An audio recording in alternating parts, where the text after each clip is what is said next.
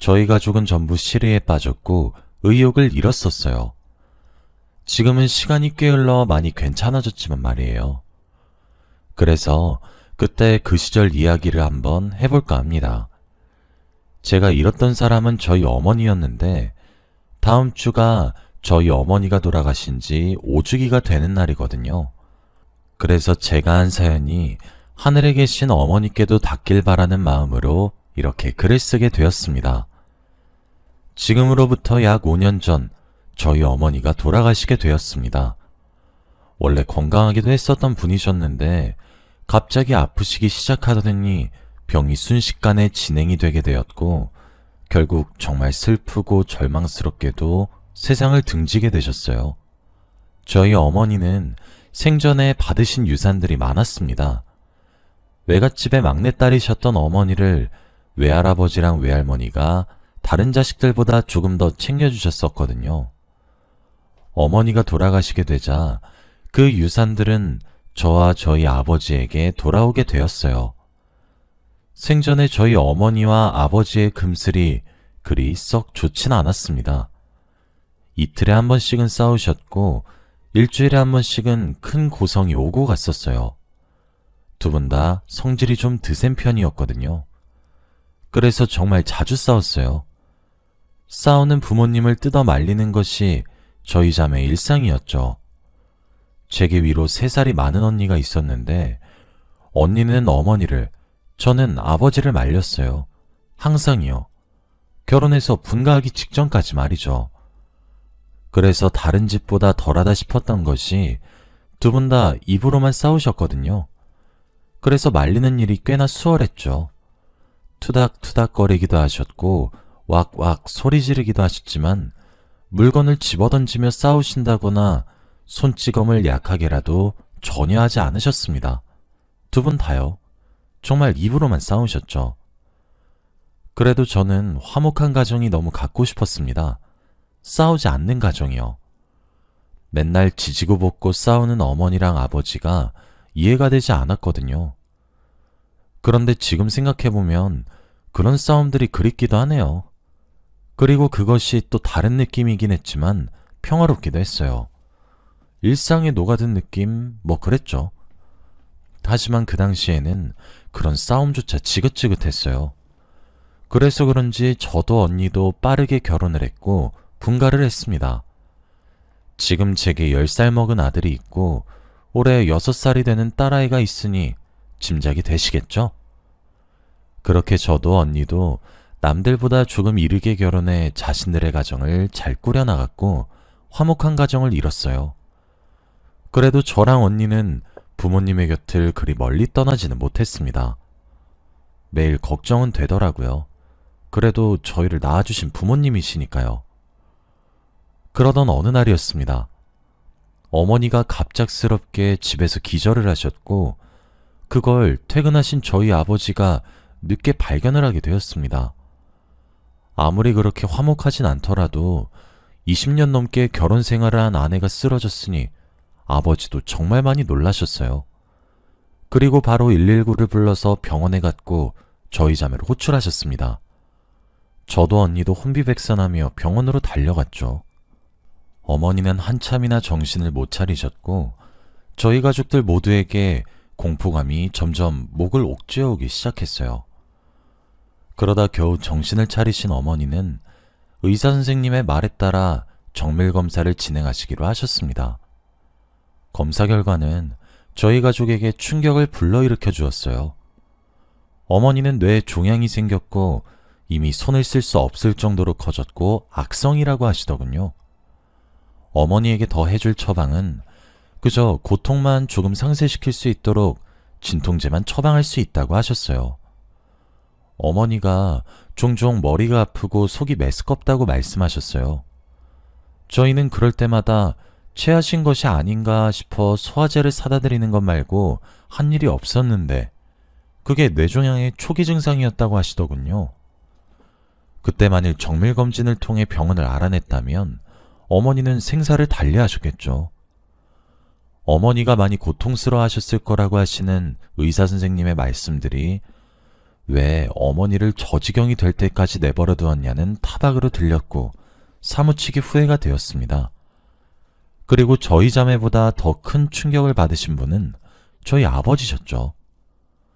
저랑 언니는 아버지가 눈물을 흘리는 장면을 단 한 번도 본 적이 없었는데 그날 처음 목격하게 되었습니다.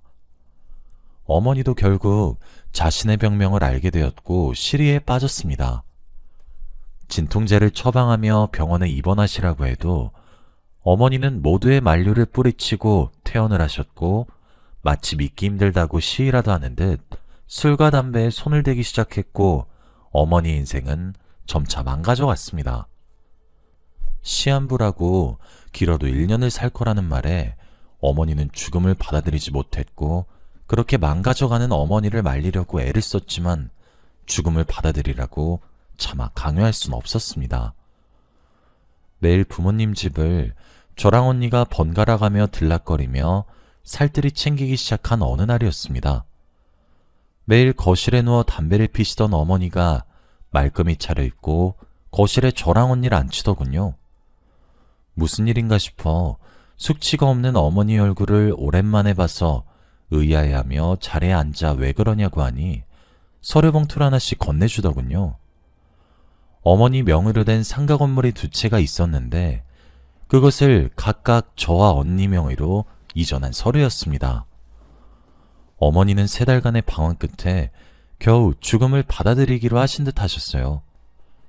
저와 언니에게 미리 유산을 정리하는 김에 명의 이전을 했다고 엄마가 죽어서 먼저 가고 없어도 항상 하늘에서 지켜볼 테니까 화목하게 살라고 그동안 엄마 노릇을 제대로 해주지 못해 미안하다고 하셨어요. 그깟 상가 건물이 뭐가 중요합니까? 엄마가 재산을 정리하기 시작하면서 저와 언니도 어머니의 죽음을 차차 받아들이게 되었습니다. 엄마는 영정사진도 스스로 곱게 화장하고 한복을 차려입고 찍으셨고 병원에 진통제를 타다 먹기 시작했죠. 마약 성분이 함유되어 있지 않은 독한 진통제가 아니면 고통이 멎어지지 않게 되었습니다. 아버지도 그렇게 점점 바스러져가는 어머니의 모습을 보며 차차 죽음을 받아들이기 시작했습니다. 아버지가 하루는 저희 자매에게 그러더군요. 어머니와 1달 정도 국내 여행을 하고 싶다고요. 이미 2분 사이에서 상해를 끝낸 상황으로 보였습니다. 저와 언니는 아무런 말도 할 수 없었습니다. 우리 자매는 각자 들고 있던 적금을 하나씩 깨서 어머니와 아버지께 1,000만 원에 가까운 현금을 쥐어드리며 원 없이 하고 싶은 것, 먹고 싶은 것들 다 하고 돈 걱정하지 말고 즐겁게 다녀오시라고 했어요. 돈이 부족하면 언제든지 얘기를 하라고 했습니다. 어머니는 아이처럼 한박 웃음을 지으며 딸들을 잘 키워놨다 웃으셨고 어머니를 제외한 저희 가족들은 가슴이 아팠죠. 그렇게 2분이서 계획한 1달보다 2달을 더 얹어서 약 3달간 국내 일주를 시작하셨습니다. 저와 언니는 암묵적으로 돈을 넉넉히 보냈어요. 제 남편과 형부도 저희의 심정을 알았기에 저희의 결정을 존중해줘서 정말 고마웠어요. 그렇게 어머니랑 아버지는 강원도부터 제주도까지 국내에 안 먹어본 것들이 없었고 보지 못한 관광 명소가 없다고 해도 무방할 만큼 굉장히 호화롭고 행복하고 또 안전하게 여행을 끝마치셨어요. 그렇게 집으로 돌아온 어머니는 거짓말처럼 자리에 알아 누웠습니다. 곧 죽어도 병원에 입원해서 생을 마감하고 싶지 않다는 어머니의 의사가 강력해서 집에 모셨어요. 어머니는 그렇게 자리에서 더는 일어나지 못하셨고 아픔에 취해 엉엉 울기도 했고 약에 취해 죽은 듯이 잠만 자기도 했어요. 한 번은 잠에 드신 어머니의 모습이 너무 미동이 없어 코 밑에 손가락을 대며 확인했고 심장을 쓸어내리기도 했습니다. 그렇게 시간이 지나 겨울이 찾아왔어요. 어머니가 받은 시한부의 기간이 거의 다 되어갔어요. 몇 달 뒤 봄이 오면 어머니는 그만 숨을 거두시게 되는 거였어요. 아무리 어머니와의 이별을 준비해도 저도 언니도 그리고 아버지도 완벽하게 준비할 수도 없었고 제대로 받아들이지 못하고 있었습니다. 그때 언니가 묘안을 내기 시작했어요. 언니는 어머니의 방에 들어갈 때 겨울옷을 입고 들어가자고 했죠. 어머니께 계속 겨울이란 것을 강조하자고 말이에요. 그렇게 우리 가족의 연기는 시작되었습니다. 창문을 열어드리며 눈이 오는 것도 보여드렸고 매번 들어갈 때 털모자 패딩을 입고 인사를 했어요. 겨울이라 너무 춥다고 하면서요. 보일러를 어머니 방에만 절절 끓을 정도로 틀었다고 웃으면서 그렇게 그의 겨울을 났습니다. 꽃이 피어나는 봄이 오고 무더운 여름이 오고 낙엽이 떨어지는 가을이 와도 저희의 연극은 계속되었어요. 어머니는 진통제에 취해 몸을 거동하지 못하신 지 오래되셨고 그렇게 속으셨습니다. 이번 겨울은 참 길다고만 하시는 어머니의 뇌에 자리 잡은 종양이 참 미웠고 저희들을 서글프게 했어요. 어머니가 요즘은 눈이 참 안 온다고 하면 제가 저희 신랑과 함께 윗집에 찾아가 양해를 구하고 들어갔습니다. 저희 사정을 이야기했더니 흔쾌히 허락해 주셨죠. 그렇게 어머니 방 바로 위의 자리에서 스프레이용 눈을 한참이나 뿌려대곤 했었어요. 언니가 엄마가 웃으신다고 잘했다고 하면 그게 그렇게 보람찼습니다. 언니의 계획은 엄마가 늦봄까지가 자신의 시한부 기간이라고 알고 있으니 시간을 겨울에서 멈춰버려서 죽음을 늦춰보는 것이었죠. 엄마는 의사가 선언한 1년의 시한부 인생보다 약 1년 9개월을 더 살다가 자는 잠에 돌아가셨습니다. 항상 쌕쌕거리고 숨을 헐떡이고 괴롭게 잠에 드셨는데 아버지의 말로는 뇌종양에 걸린 이후 가장 평온한 표정을 짓고 있었다 하셨죠. 그렇게 어머니가 돌아가시고 저희도 슬픈 마음으로 보냈습니다. 그리고 저희에게 변호사가 찾아왔어요. 어머니는 저희에게 상가 명의를 바꿔주시면서 유언장을 따로 작성하셨더군요. 유언장에는 상가는 아이들의 명의로 바꿨으나 자신이 가지고 있던 현금화가 된 재산과 집의 명의는 남편에게 준다고 적혀 있었고, 그러니 자신의 뜻대로 본인의 몫을 나눠 가지길 바란다고 적혀 있었어요. 그리고 아버지의 앞으로 짧은 편지를 하나 남기셨죠. 아버지는 편지를 읽다 도중 결국 눈물을 참지 못하시고 꺼이꺼이 우셨어요. 무슨 내용인가 하여 아버지의 편지를 가져와 읽었습니다. 여보, 저예요. 당신 아내요. 그동안 저랑 결혼 생활하느라 수고가 참 많았어요. 우리 참 많이 지지고 볶기도 하고 많이도 싸우기도 했죠. 그래도 나는 당신과의 결혼 생활을 후회하진 않아요. 당신을 만나 눈에 넣어도 아프지 않을 우리 두 공주님을 낳았고 잘 키워냈으니까요. 20년이 넘도록 나랑 그렇게 지지고 볶고 싸우면서도 가정에 충실한 당신을 내심 존경했고 대단하다 생각했어요. 우리가 다른 부부들처럼 사랑한다 어쩐다 닭살 돋는 말들을 주고받으며 징그럽게 살진 않았지만 나는 나름대로 당신과 즐거운 부부 생활을 했다고 자부하고 있어요. 그렇게 많이 싸우면서도 나는 당신이 미웠던 적은 맹세코 단 한 번도 없었어요. 당신은 나와 달리 있었을지도 모르겠지만 만일 있었다면 너그러이 용서하세요. 그리고 내가 죽고 이 세상에 더는 없어도 우리 딸내미들 잘 부탁해요. 우리 아이들이 참 많이 여리잖아요. 당신은 우리 집의 가장이니 내 죽음에 많이 무너지지 말고 엉엉 울며 불며 난리를 피울 딸들을 위로해 주세요. 그리고 날 너무 오래 기억하지 말고 내가 당신에게 주는 현금과 집으로 새로운 여자를 만나 살아요. 저보다 훨씬 젊고 건강한 여자 말입니다. 그간 나와 오랜 시간 투닥거리면서 살아준 당신에게 내가 주는 보상이에요. 그리고 천천히 이곳으로 오세요. 당신은 30년은 더 살다가 와요. 아주 행복하게 말이에요. 그리고 아이들에게도 전해주길 바래요. 나도 누군가의 아내로서의 삶과 누군가의 엄마로서의 삶이 처음이라 서툴렀다고. 그래서 상처를 본의 아니게 많이 줬으면 어쩌나 참 마음이 무겁다고 말이에요. 그리고 많이 사랑한다고도 전해주세요.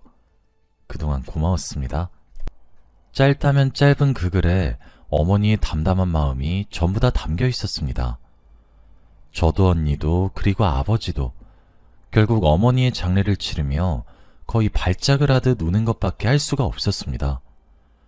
금슬이 좋지 않았다고 생각했었던 저희 어머니와 아버지는 다른 부부들과 달리 특별한 방식으로 서로의 애정을 표현했던 거였고, 아버지도 어머니를, 그리고 어머니도 아버지를 서로 존중했고 사랑했다는 내용과 그동안 고마웠다는 내용이 너무 담담해서, 그리고 행복하게 살다 오라는 문구가 참 가슴이 미어졌습니다. 그렇게 저희 가족은 어머니를 보냈어요. 지금은 그로부터 5년이란 시간이 지났습니다. 아버지는 어머니를 잃은 이후 시름시름 앓으시면서 많은 후회를 하셨어요. 제게 그러시더라고요. 생전에 못해준 것들만 생각이 그리 많이 나는데 우리들이 보내준 국내 여행을 다녀온 기억으로 괜찮아진다고요. 아버지께서는 여행을 하는 내내 어머니를 위해 맞춰줬고 그렇게 행동을 했었다고 합니다. 그래서 그거라도 해주지 않았음 미안해서 어떻게 살았겠냐 하셨죠. 그 말에 저랑 언니도 얼마나 다행이라 생각했는지 모릅니다. 그렇게 한참을 앓으시다 어머니의 죽음을 완전히 받아들이셨는지 자리를 훌훌 털고 일어나 생활하시기 시작했고, 동호회도 가입해 친구분들을 만나시기도 했고 놀러도 다니시기도 했죠. 그리고 지금은 어떤 여사님 한 분을 만나고 계십니다. 만나신 지는 한 1년이 조금 안 되신 것 같아요. 남편이 제게 하루는 물은 적이 있어요. 장인어른이 밉지 않냐고. 장모님이 돌아가신 지 얼마나 되셨다고 여사님을 만나는데 안 싫으냐고 말이에요. 제가 그래서 이렇게 질문했어요. 여보는 만약에 나이를 먹고 새로운 사람을 만났어? 그럼 그 사람이 좀 재정적인 여유가 있는 사람이면 좋겠어? 아니면 쪼들리며 살았으면 좋겠어? 그렇게 생각하면 조금 여유가 있는 사람이길 바라지. 전 남편의 대답에 이렇게 말을 했어요. 그래. 그래서 우리 어머니가 돌아가시면서 상가 건물을 제외한 모든 재산을 아버지께 드린 거야. 여유 있는 사람이 되어서 당신이 죽고 없는 세상 몇십 년은 더 살다가 올 건데 외롭게 살지 말라고. 아버지가 우리에게 손을 벌린 것도 아니잖아. 본인이 어머니께 받은 것들과 원래 가지고 계셨던 돈 이용해서 새로운 사람 만나는 것 뿐이야. 원망을 할 필요가 없지. 그래, 뭐 돈만 보고 접근한 여사님일 수도 있어. 함께 보는 자리를 마련하지 않아서 만나보지 못해서 모르겠지만 말이야. 그래도 난 괜찮아. 그때 아버지가 재산을 다 날려도 나랑 언니가 물려받은 상가 건물 있잖아. 그걸로 아버지 다시 보듬으면 돼. 하지만 우리 아버진 그러시진 않을 거야. 현명하시게 생각하실 줄 아는 분이니까.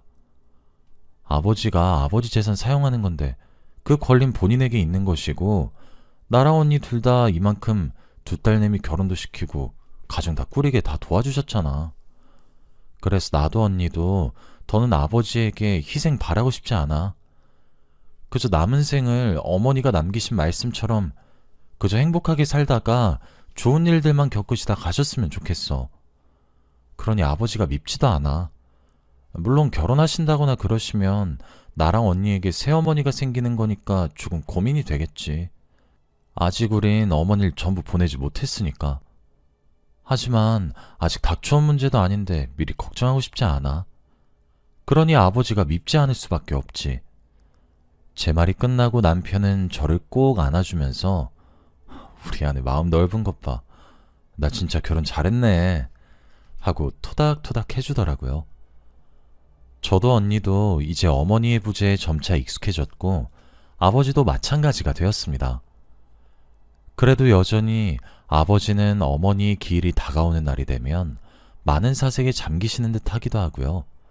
또 아버지의 지갑에는 어머니가 유언장과 함께 동봉했던 짧은 편지가 항상 한켠에 자리 잡아 있어요. 저와 언니가 바라는 작은 소망은 이제 아버지도 다 털고 일어나시길 바라는 마음 하나입니다.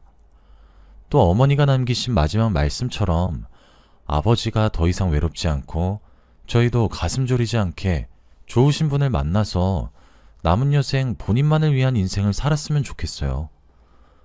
요즘은 아버지에게 종종 행복하게 사시라는 말을 건네어드리면 아버지는 그냥 허허 웃기만 하고 아무런 말씀도 하지 않으시죠. 이제 어머니의 길이 다가와서인지 유달리 어머니가 참 많이 그리운 나날들이에요. 어머니는 그곳에서 행복하시겠죠? 여러분들도 항상 부모님께 효도하세요. 그렇게 싸우고 속을 썩이고 그러다가도 돌아가시고 나면 눈물 짓는 사람은 저희 자식들이거든요. 저는 또 그러지 않기 위해 아버지와 더는 싸우지 않습니다. 여기까지가 제 이야기였습니다. 긴 이야기 들어주셔서 고맙습니다.